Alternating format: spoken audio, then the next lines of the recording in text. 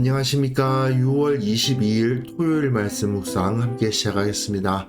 오늘도 주님께서 우리에게 그 크신 영광으로 함께 해주시고 우리를 붙들어 주시고 그 인도하심을 체험하는 그런 하루가 되기를 간절히 기도합니다. 오늘 본문은 이사야서 47장입니다. 1절에서부터 15절까지 전체를 다 함께 묵상할 텐데요. 바벨론이 이렇게 멸망할 것이다 라는 것을 노래하는데 세상의 영광이란 것이 얼마나 헛된 것인지를 오늘 본문을 통해서 확인했으면 좋겠습니다.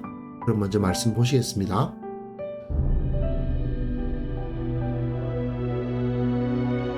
처녀딸 바벨론이여 내려와서 티끌에 앉으라. 딸 갈대하여 보좌가 없어졌으니 땅에 앉으라. 네가 다시는 곱고 아리답다 일컬음을 받지 못할 것임이라. 맷돌을 가지고 가루를 갈고 노울을 벗으며 치마를 걷어 다리를 드러내고 강을 건너라. 내 속살이 드러나고 내 부끄러운 것이 보일 것이라. 내가 보복하되 사람을 아끼지 아니하리라. 우리의 구원자는 그의 이름이 만군의 여호와 이스라엘의 거룩한 이시니라. 딸 갈대하여 잠잠히 앉으라. 흑암으로 들어가라. 내가 다시는 여러 왕국의 여주인이라 일컬음을 받지 못하리라. 전에 내가 내 백성에게 노하여 내 기업을 욕되게 하여 그들을 네 손에 넘겨주었거늘 내가 그들을 궁일이 여기지 아니하고 늙은이에게 내 멍에를 심히 무겁게 메우며 말하기를 내가 영영이 여주인이 되리라 하고 이 일을 내 마음에 두지도 아니하며 그들의 종말도 생각하지 아니하였도다. 그러므로 사치하고 평안히 지내며 마음에 이르기를 나뿐이라 나 외에 다른 이가 없도다. 나는 과부로 지내지도 아니하며 자녀를 잃어버리는 일도 모르리라 하는 자여, 너는 이제 들을지어다. 한날에 갑자기 자녀를 잃으며 과부가 되는 이 두 가지 일이 내게 임할 것이라. 내가 무수한 주술과 많은 주문을 빌릴지라도 이 일이 온전히 내게 임하리라.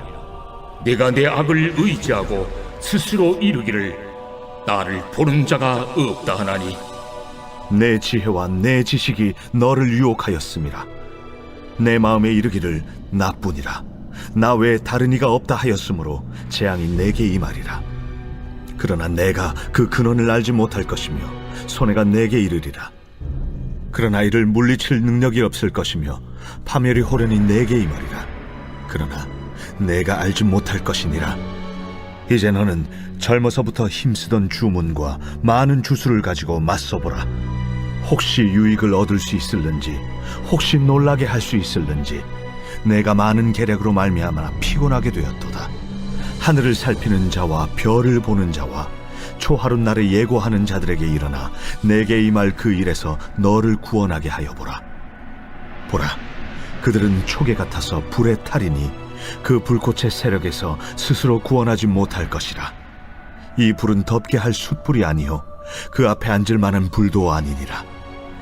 내가 같이 힘쓰던 자들이 내게 이같이 되리니 어려서부터 너와 함께 장사하던 자들이 각기 제 길로 흩어지고 너를 구원할 자가 없으리라.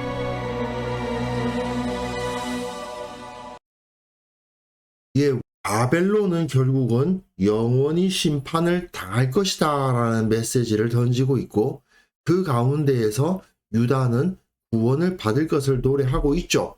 그런데 이 메시지가 어떤 상황에서 주어졌는가를 한번 생각해 볼 필요가 있습니다. 유다라는 나라는 지도에서 찾기도 힘들 정도로 작은 나라예요. 그 작은 나라에서 사는 한 사람이 거대한 강대국들이 곧 멸망할 것이라고 주장한다고 해봐야 그게 그렇게 잘 먹혀들 것 같지 않지 않습니까? 뭐 싱가포르니 모나코니 하는 도시국가에 사는 사람이 갑자기 중국이 망할 거다, 미국이 망할 거다 이런 이야기를 해봤자 그다지 설득력이 있지는 않습니다.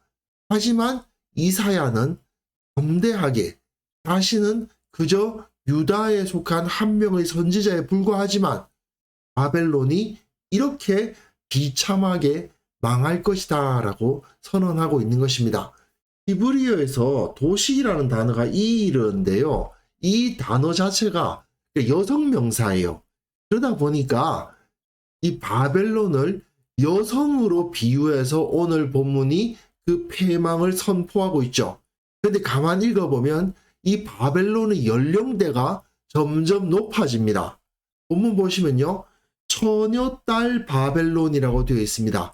처녀라는 것은 결혼하기 전의 여인 아닙니까? 그런데 이 당시에는 대부분의 여인들은 다 13, 14 초경을 하고 나면 바로 혼담이 오가고 1, 2년 내에 다 결혼을 합니다. 그러니까 처녀라는 말은 어린 아이들을 말하는 거예요. 물론 완전히 태어난 갓난아기 수준은 아니고 아직까지 철이 없는 여자아이를 말하는 것이 바로 이 처녀입니다. 근데 이 처녀 딸 바벨론이요. 바벨론을 10대 이하의 어린 여자아이로 비유하고 있는 거죠. 내려와서 티끌에 앉으라. 딸 갈대하여 보좌가 없어졌다. 땅에 앉으라. 예전에는 바벨론 그리고 갈대아라는 것은 그 지역을 말하는 거니까요. 그 지역의 땅이 바로 갈대아인데 이 땅이라는 단어 히브리어는 에레츠인데요. 뭐 이렇게 씁니다. 이 단어도 역시 여성 명사입니다. 그래가지고 바벨론과 갈대아를 여성으로 비유해서 노래하고 있는 거죠. 원래 어떤 존재들이었습니까? 공주와 같은 존재입니다. 아무 부족함 없이 찬사에 둘러싸여 살았던 어린 공주죠. 하지만 이제 다시는 곱다, 아름답다 이야기를 못 들을 거다 이겁니다. 왜요? 공주의 보좌가 없어졌습니다. 이제는 맷돌을 가지고 가루를 갈아라. 보통 여인들이 밀을 가지고 가루를 내서 빵을 만드는데 또 많은 양의 밀을 갈고 이런 것은 하층민 여인들이 하는 일이었다고 합니다. 근데 이제 이 바벨론은 맷돌질을 해야 되는 거예요. 공주는 당연히 맷돌질을 안 하죠. 하지만 이제 바벨론은 맷돌질을 해야 됩니다. 너울을 벗어라.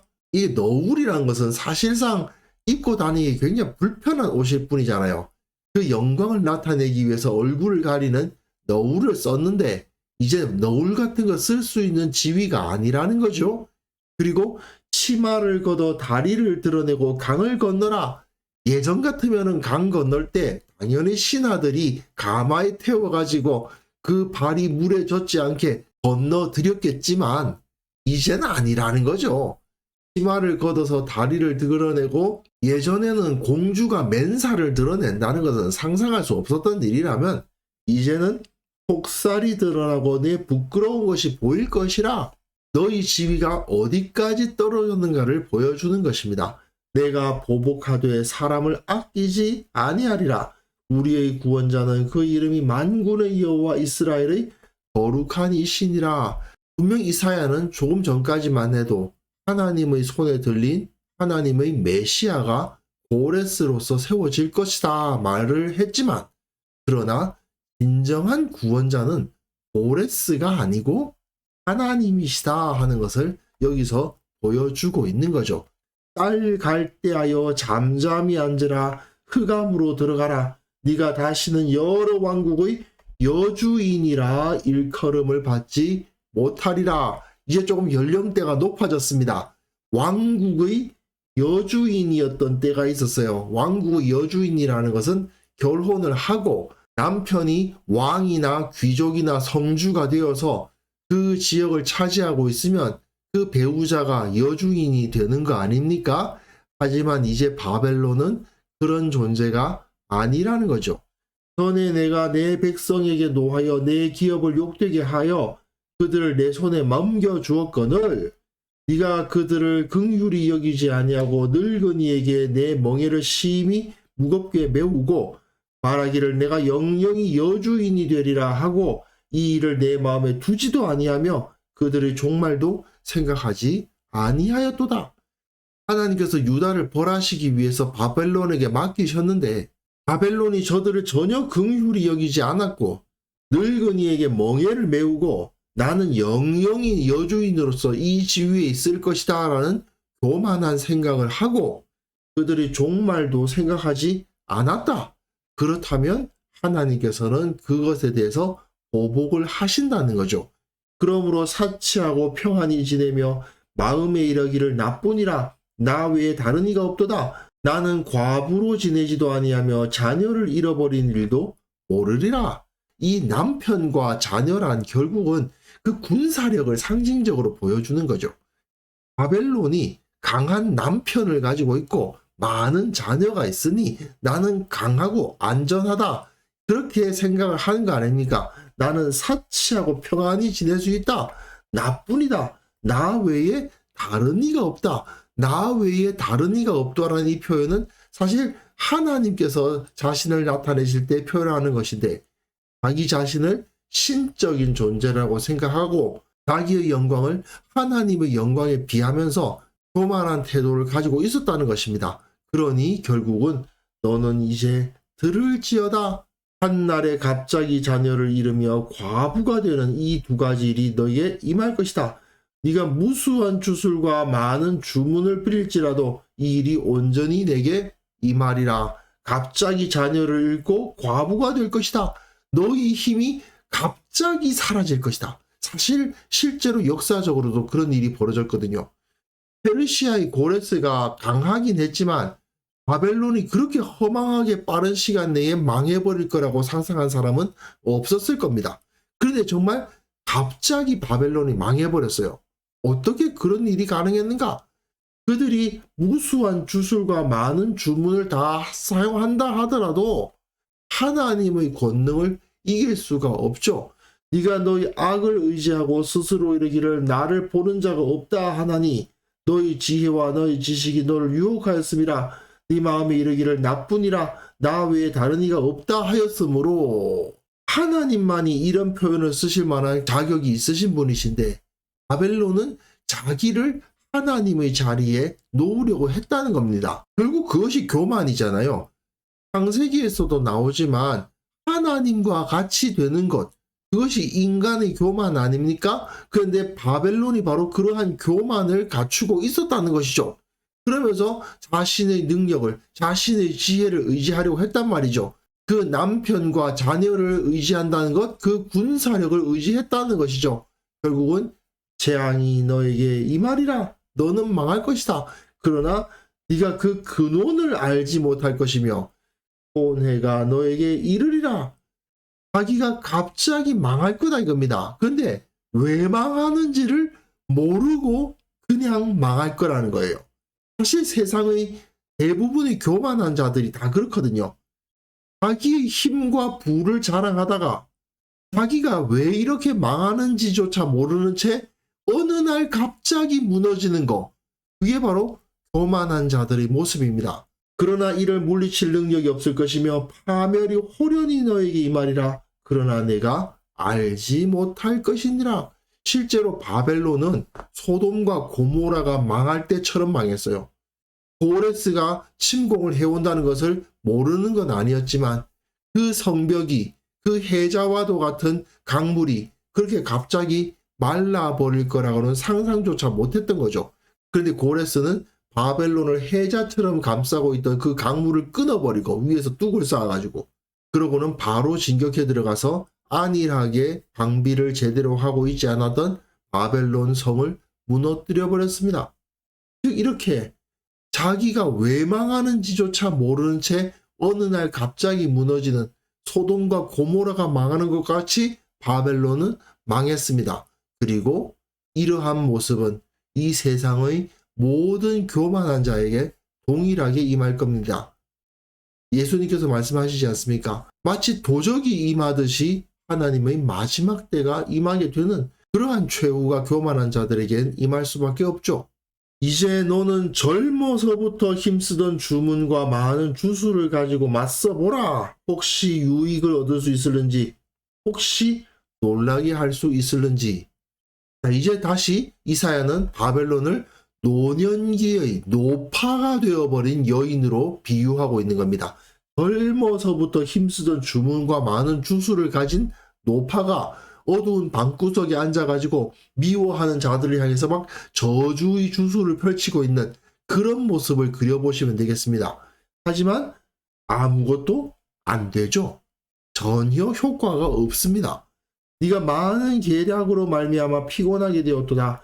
하늘을 살피는 자와 별을 보는 자와 초하룻날에 예고하는 자들에게 일어나 내게 임할 그 일에서 너를 구원하게 하여 보라. 사실 당시 바벨론에서는 천문학에 근거한 점성술이 굉장히 발달해 있었거든요. 그러다 보니까 그것을 전문적으로 연구하고 하늘을 바라보면서 미래에 어떤 일이 일어날 것인가를 예언하는 그런 학문이 상당히 체계적으로 발전해 있었는데 다 소용없죠. 하나님의 역사하심, 하나님의 섭리를 그런 걸 가지고 예상할 수는 없는 겁니다. 결국 바벨론이라는 것은 학문적으로 체계화된 미신을 가진 나라였어요. 하나님은 믿지 않고 그 진리 가운데 서지 않고 자기들 나름대로 정리한 미신을 따라서 미래를 예측하고 있었으니 그게 맞을 수가 없는 거 아니겠습니까? 보라, 그들은 초계 같아서 불에 탈 것이다. 그 불꽃의 세력에서 스스로 구원하지 못할 것이다. 이 불은 덥게 할 숯불이 아니요 그 앞에 앉을 만한 불도 아니다. 따뜻하게 불을 쬐을 수 있는 그 정도 불이 아니라는 거죠. 어마어마하게 강력한 심판의 불이 그들에게 임할 것이고 그 불꽃의 세력에서 스스로 구원할 수 없을 것이다. 네가 같이 힘쓰던 자들이 내게 이같이 되리니 어려서부터 너와 함께 장사하던 자들이 각기 제 길로 흩어지고 너를 구원할 자가 없을 것이다. 결국 인간의 노력, 인간의 학문, 인간의 예상 다 없어지고 다 물거품이 되고 다 무너지고 마치 비참하게 모든 것을 잃어버리고 어두운 방구석에 앉아서 저주의 주술이나 펼치고 있는 한 명의 노파처럼 비참한 마지막을 경험하게 될 것이다. 이것이 바로 이사야의 예언이었습니다. 고대 근동의 여왕에 비유될 수 있었던 그 바벨론, 그 바벨론이 유다라는 약소국의 한 선지자가 선포한 그 예언과 같이 순식간에 망하는 일이 벌어진 것입니다. 가끔 우리가 세상보다 약해 보일 수 있고요. 세상의 공격 앞에 아무 힘도 없이 무너지는 것처럼 느껴질 때가 있습니다. 세상은 너무나도 영광스러운데 우리는 너무나도 작고 약하고 비참해 보이기까지 합니다. 하지만 그 때문에 의기소침해서는 안 됩니다. 세상이 우리보다 더 강하다고 생각해서도 안 됩니다.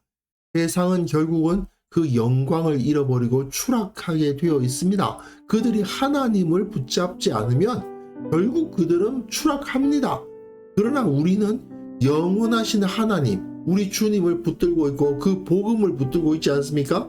그 하나님이 우리 편이 되어 주신다는 사실을 우리는 절대로 잊어서는 안 됩니다.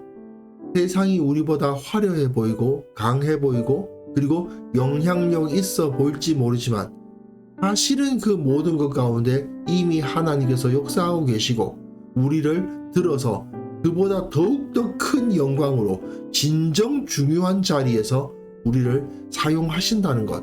그렇기 때문에 결코 세상을 부러워하거나 세상을 두려워할 필요가 없다는 것을 우리는 이 시간 다시 한번 확인할 수 있었으면 좋겠습니다. 그래서 이 시간 기도하실 때에는요, 세상의 영광을 부러워하지 않도록 도와주시고 하나님의 영광이 나타날 것을 바라보게 하옵소서. 우리 교회가 세상적으로 힘을 갖지 못했다는 이유로, 재정이 작다는 이유로, 사람이 작다는 이유로 부끄러워하거나 위축되는 일이 없도록 도와주시고 오직 하나님의 진리를 붙들고 담대히 복음을 선포하는 공동체가 되게 하여 주옵소서. 함께 기도하는 시간 갖습니다.